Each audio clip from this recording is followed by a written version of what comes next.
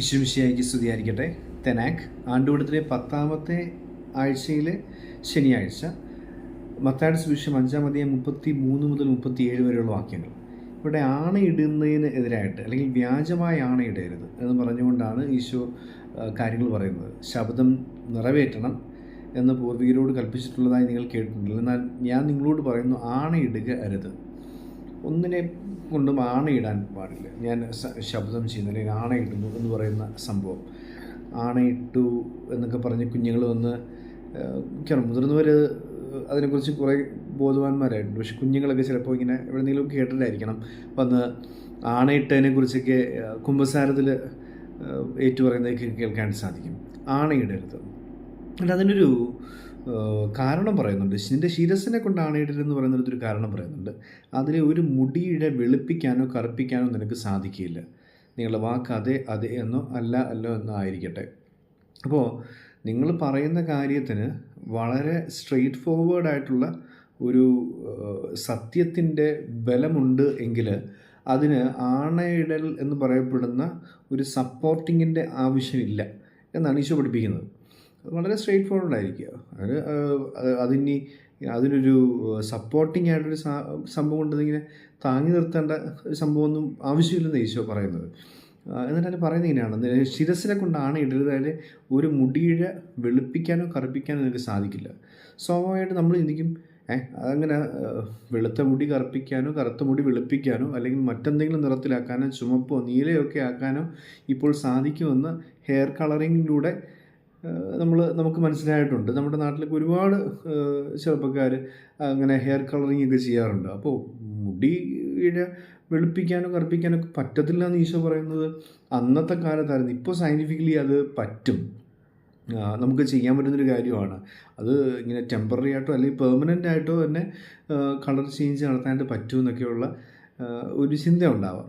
പക്ഷേ ഈശോ പറയുന്ന ആ വരിയിൽ നമ്മൾ ശ്രദ്ധിക്കേണ്ട കാര്യമുണ്ട്. നമ്മളിങ്ങനെ കൈവച്ച് കൃത്യമായിട്ടും ഈ കളർ ചേഞ്ച് വരുത്തുന്നു അല്ലെങ്കിൽ കളറിങ് നടത്തുന്നു, ഡൈ ചെയ്യുന്നു എന്നൊക്കെ പറയുന്ന സംഭവത്തെക്കുറിച്ചല്ല യഥാർത്ഥം ഇവിടെ പറയുന്നത്. ഞാൻ ചിന്തിച്ച് എൻ്റെ മുടി വെളുപ്പിക്കാനോ കറുപ്പിക്കാനോ, പിന്നെ ചിലപ്പോൾ സ്ട്രെസ്സൊക്കെ ഉണ്ട് അല്ലെങ്കിൽ ഒരുപാട് ടെൻഷനൊക്കെ വന്നു കഴിഞ്ഞാൽ മുടി നേരത്തെ നരയ്ക്കും എന്നൊക്കെ പറയാറുണ്ട്. സയൻറ്റിഫിക്കലി എത്രത്തോളം കറക്റ്റാണ് നമുക്ക് അറിഞ്ഞിട്ട്. പക്ഷേ ഞാൻ ചിന്തിച്ചിട്ട് എൻ്റെ മുടി വെളുപ്പിക്കാനോ അല്ലെങ്കിൽ വെളുത്ത മുടി കറുപ്പിക്കാനോ സാധിക്കത്തില്ല. കൈയെടുത്ത് ഡൈ തേക്കുന്നതിനെ കുറിച്ചല്ല പറയുന്നത് അങ്ങനെ. കാരണം അതിനർത്ഥം ഇതൊക്കെ എൻ്റെ പരിധിയിൽപ്പെടുന്ന കാര്യമൊന്നുമല്ല, എനിക്ക് നിയന്ത്രിക്കാൻ പറ്റുന്ന കാര്യങ്ങളല്ല. ഈ അൺമൂവ്ഡ് മൂവർ എന്ന് പറയപ്പെടുന്ന ഒരു ടൈറ്റിലുണ്ട് ദൈവത്തിന്, തോമസ് അക്വിനാസ് നൽകുന്നതാണ്. ചലിക്കാത്തവൻ എന്നാൽ സകലതും ചലിപ്പിക്കുന്നവൻ. നമ്മളിങ്ങനെ ചലിച്ചുകൊണ്ടിരിക്കുക. ചലനം എന്ന് പറഞ്ഞു കഴിഞ്ഞാൽ മാറ്റമെന്നാണ് അവിടെ അർത്ഥമാക്കുന്നത്. ഫ്ലക്സ്, മാറ്റം. അവിടെ ഒരുപാട് മാറ്റങ്ങൾ നമ്മൾ സംഭവിക്കുന്നുണ്ട്. നമ്മുടെ ശരീര വളർച്ചയാണെങ്കിലും വ്യത്യാസങ്ങളാണെങ്കിലും ഒരുപാട് കാര്യങ്ങൾ നമ്മളിങ്ങനെ മാറ്റത്തിലൂടെ വിധേയമായിക്കൊണ്ടിരിക്കുക. ഓരോ ദിവസവും നമ്മൾ മാറുന്നുണ്ട്. ഓരോ ദിവസവും അടിപൊളി കോശങ്ങൾ മുഴുവൻ പുതിയതായി മാറിക്കൊണ്ടിരിക്കുന്നുണ്ട്. അപ്പോൾ നമ്മൾ ഇന്നലെയുള്ള ഞാനല്ല ഇന്നുള്ളത്, ഇന്നുള്ള ഞാനല്ല നാളെയുള്ളത് എന്നൊക്കെ പറയത്തക്ക ഞാൻ മാറിക്കൊണ്ടിരിക്കുക. ഈ മാറ്റത്തെ തടഞ്ഞു വയ്ക്കാനോ അല്ലെങ്കിൽ ഇതിനെ നിയന്ത്രിക്കാനോ ഇതിന് മേൽ യാതൊരു അധികാരവും ശക്തിയും നമുക്കില്ല. ഈ അധികാരം മൊത്തം ദൈവത്തിനുള്ളതാണ്. അപ്പം ദൈവത്തിനാണ് ഈ അധികാരം മുഴുവൻ എന്നിരിക്കൽ നമ്മൾ ആ അധികാരം നമ്മുടെ കയ്യിൽ ഇരിക്കുന്നു എന്ന് പറയുന്നത് പോലെയാണ് ഈ ആണയിടുക എന്ന് പറയുന്നത്. അതുകൊണ്ട് ഈ ആണയിടൽ എന്ന് പറയപ്പെടുന്ന ഒരു സപ്പോർട്ടിംഗ് ഒക്കെ വെച്ചിട്ട്, ഒരു താങ്ങ് വെച്ചിട്ട് നമ്മൾ സത്യം അവതരിപ്പിക്കേണ്ട ആവശ്യമില്ല. ഈശോ പറയുകയാണ്, നിങ്ങളുടെ വാക്ക് അതെ അതെ എന്നോ അല്ല അല്ല എന്നോ ആയിരിക്കട്ടെ. അല്ലെങ്കിൽ അല്ല എന്ന് പറയുക, ആണെങ്കിൽ ആണ് എന്ന് പറയുക. സത്യം വളരെ ഡയറക്റ്റായിട്ട് വളരെ പ്ലെയിനായിട്ട് പറഞ്ഞു പോവുക. സപ്പോർട്ടിങ്ങിൻ്റെ ആവശ്യമില്ല എന്നാണ് പറഞ്ഞു വയ്ക്കുക.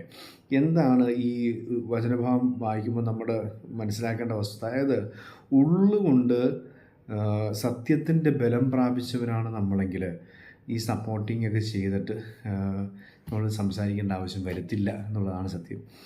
ആരാണ് ഇങ്ങനെ ഈ ഐ പ്രോമിസ് അല്ലെങ്കിൽ ഞാൻ ആണിട്ട് പറയുക എന്നൊക്കെ പറയുന്ന കാര്യങ്ങളിലേക്ക് നമ്മൾ കടക്കേണ്ടി വരുന്നതിൻ്റെ കാരണം അതിൽ കളങ്കമുണ്ട് അല്ലെങ്കിൽ കള്ളമുണ്ട് എന്നുള്ളത് കൊണ്ട് തന്നെയാണ്, നുണയുണ്ടെന്നുള്ളത് കൊണ്ട് തന്നെയാണ് അതിനെ സപ്പോർട്ട് ചെയ്യേണ്ടതായിട്ട് വരുന്നത്.